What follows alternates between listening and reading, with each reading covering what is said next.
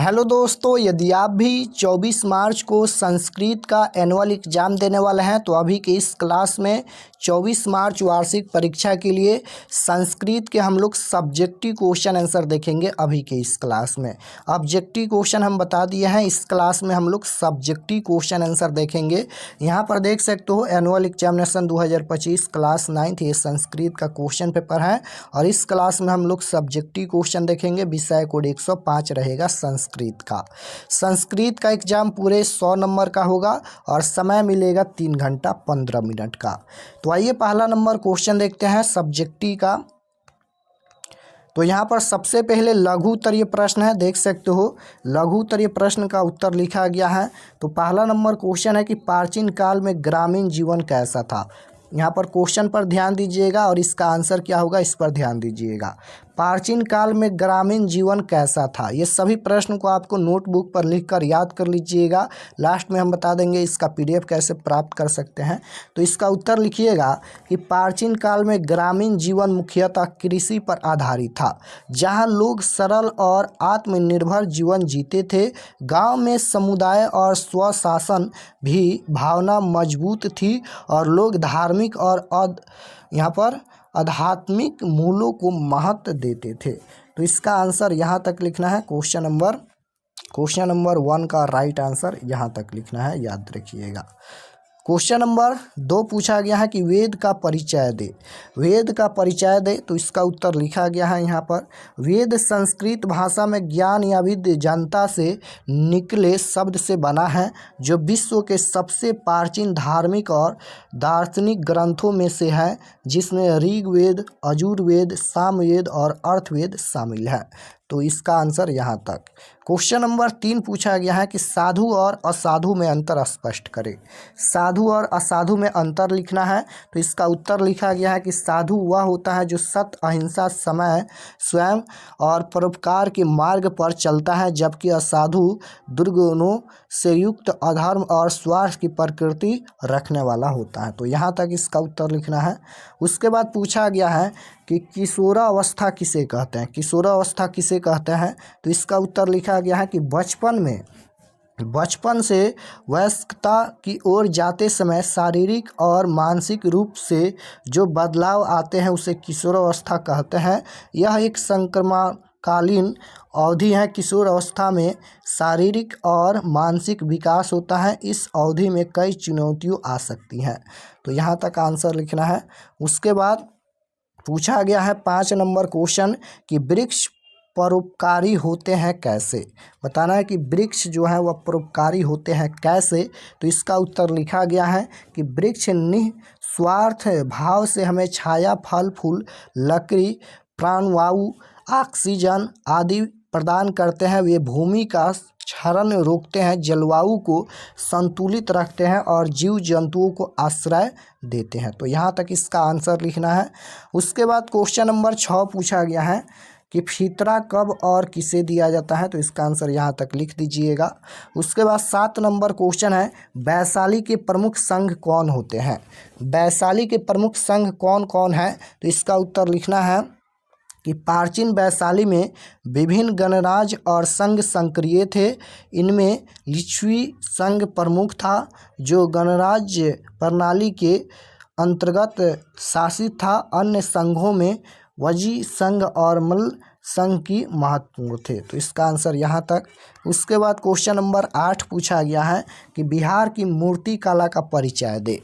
बिहार की मूर्ति कला का परिचय दे, तो इसका उत्तर लिखा गया है कि बिहार की मूर्ति कला विशेषकर पत्थर और मिट्टी से बनी कलाकृतियाँ यहाँ के इतिहास और संस्कृति का एक महत्वपूर्ण हिस्सा रही हैं, जिनमें मौर्य काल से लेकर मध्यकाल तक विभिन्न कलात्मक शैलियों के उदाहरण देखे जा सकते हैं। तो इसका आंसर यहाँ तक। उसके बाद पूछा जाएगा संस्कृत में अनुवाद पूछा जाएगा। तो हम लोग अनुवाद भी देख लेते हैं। संस्कृत में अनुवाद पूछा जाएगा।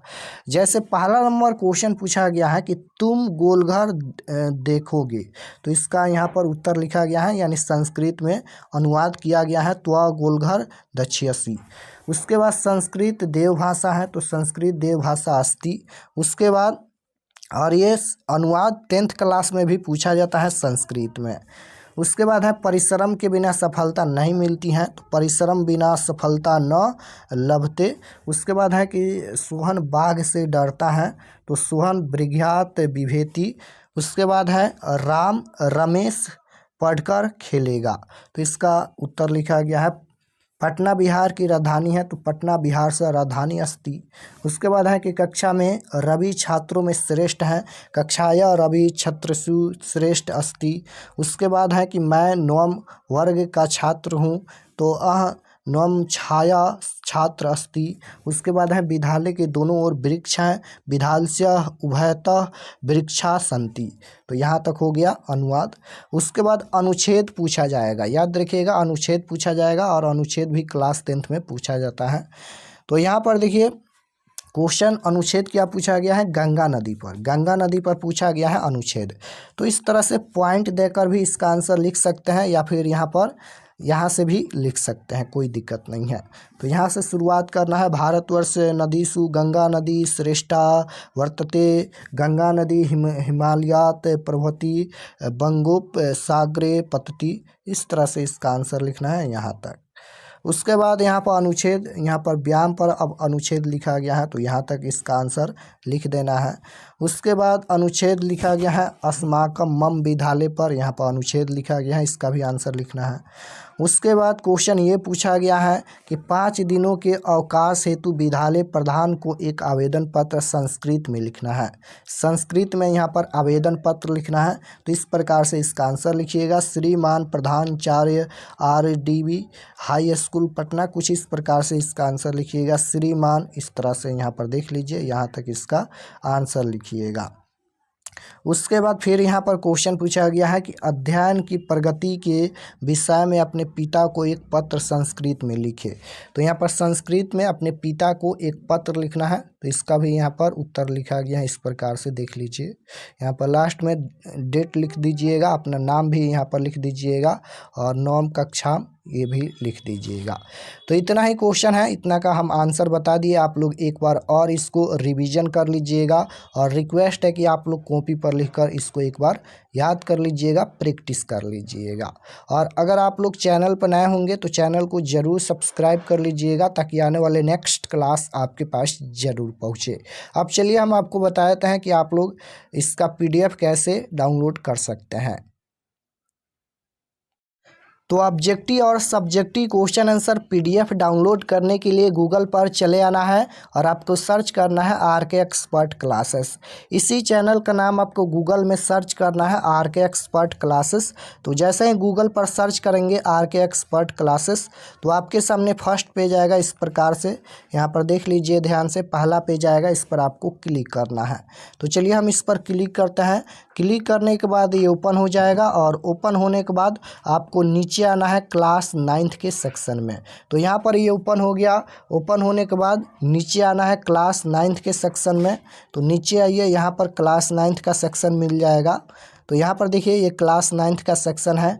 और जैसे आपको संस्कृत का ऑब्जेक्टिव सब्जेक्टिव देखना है, तो यहाँ पर देखिए class 9th Sanskrit question paper annual exam 2025, इस पर आपको क्लिक करना है। तो जैसे ही क्लिक करेंगे, क्लिक करने के बाद ये ओपन हो जाएगा। ओपन होने के बाद आपको नीचे आना है, और ये सभी परीक्षा के लिए महत्वपूर्ण जानकारी लिखा गया है, आप लोग इसे पढ़ सकते हैं। पढ़ने के बाद आपको नीचे आना है। यहाँ पर देखिए संस्कृत का ये पेज खुला है, और व्हाट्सएप चैनल को ज़रूर ज्वाइन कर लीजिएगा। और नीचे आएंगे तो यहाँ पर देखिए ये ऑब्जेक्टिव के लिए है, ऑब्जेक्टिव क्वेश्चन आंसर अपडेट हो जाएगा। अभी हम अपडेट कर देते हैं, एक बार रिफ्रेश करके देख लीजिएगा। और यहाँ से आकर आप लोग ऑब्जेक्टिव क्वेश्चन को भी देख सकते हैं। और नीचे आएंगे तो यहाँ पर सब्जेक्टिव क्वेश्चन मिलेगा। सब्जेक्टिव क्वेश्चन यहाँ पर डाउनलोड का ऑप्शन है, देख सकते हो। इस पर क्लिक करके सब्जेक्टिव क्वेश्चन भी डाउनलोड कर सकते हैं। और यहाँ पर ऊपर में भी हम अभी अपडेट कर देते हैं, और डाउनलोड पर क्लिक कीजिएगा तो PDF में डाउनलोड हो जाएगा।